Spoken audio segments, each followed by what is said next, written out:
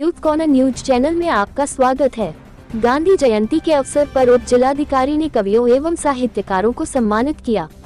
प्रयागराज करछना सत्य अहिंसा के प्रतीक राष्ट्रपिता महात्मा गांधी, पूर्व प्रधानमंत्री लाल बहादुर शास्त्री जी के जयंती पर तहसील करछना के प्रांगण में उप जिलाधिकारी ने झंडारोहण कर सलामी दी। तहसील सभागार में उप जिलाधिकारी ने दोनों महापुरुषों के उनके जीवन दर्शन, विचारधारा, राष्ट्रीय भावना, देश की आजादी में उनके योगदान आदि के संबंध में संक्षिप्त जानकारी देते हुए हर्षोल्लास के साथ जयंती मनाई गई।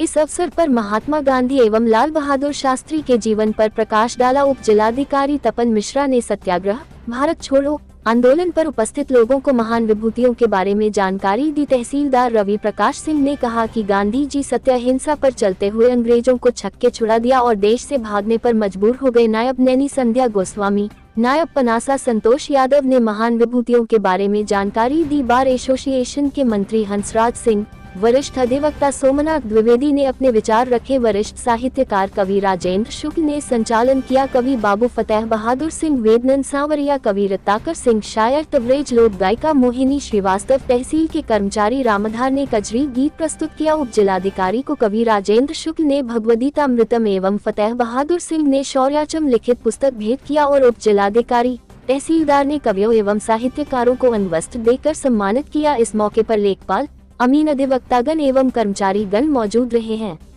प्रयागराज करछना से लालचंद प्रजापति की खास रिपोर्ट। सारी शुभकामनाएं बधाई। तहसीलदार साहब, नायब साहबान, आदरणीय मंत्री जी, सोमनाथ जी, उपस्थित करछना के सम्मानित नागरिकगण, कलाकारगण, राजस्व परिवार, हर वर्ष की भांति इस वर्ष भी हम लोग पूरे श्रद्धा से और सम्मान से दो महापुरुषों की जयंती को मना रहे हैं। सामान्य तौर पर एक रस्म अदायगी ही होती है। अब से मेरे पूर्व के वक्ताओं ने, संचालक मंत्री जी ने कहा कि जो सत्य और नैतिकता का पाठ उन्होंने पढ़ाया था, जिस पर उन्होंने खुद अमल किया, हम नहीं कर रहे हैं। तो सबसे पहले हमें इस पर चिंतन करनी चाहिए। आज गांधी जयंती है